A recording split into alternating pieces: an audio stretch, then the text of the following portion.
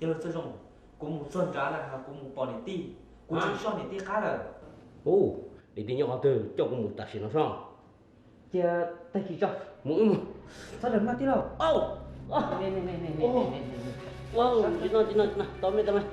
con lúc bữa chẳng tao trong nào tí đâu sau xe cũ chỉ có lúc bữa trong cho con mà đi cho con mù giờ tại chỉ nó ứng mù chè sơ tí này ti cho từ hai giờ nó có sáng đùa thế chừng xéo nó khác thế hả Tôi cả chụp tới mảng giờ cụ rồi lông trên mù xưa.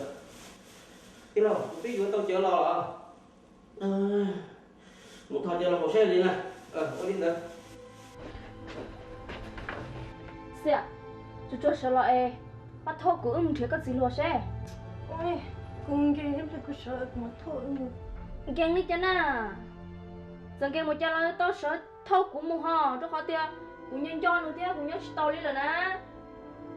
Cứ buồn nó nè. Cái nhau tao chứ tao cũng sinh ra mua ra cũng chơi mua. Chú chua nè, ưa một tài xíu nào ra họ. ai được rồi ở đây ra Nó sẽ chơi. Hiện giờ này mua tăng bằng đó chỉ để tí mà có sự khai của tí sao.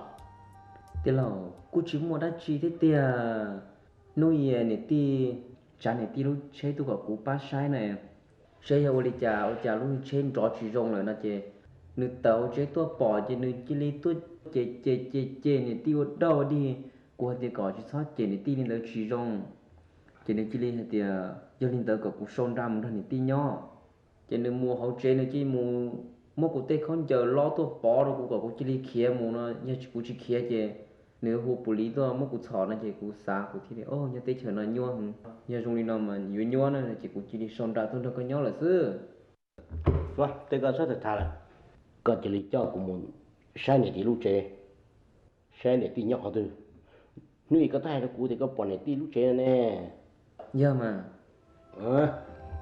thay nó chỉ có cho cùng nè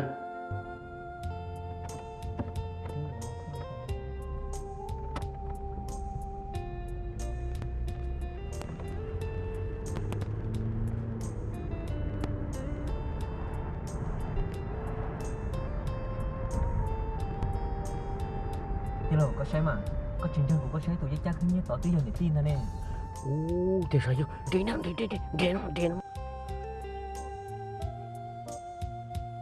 ý chỉ có đá tôi tao cũng tì nó đâu thì cũng mất có cho đó họ nói ít thì cũng mà tôi tỏ có lắm ôi chỉ có tôi tao được lắm thì cũng muốn chỉ cũng mà tôi tỏ có lắm ít không tôi tao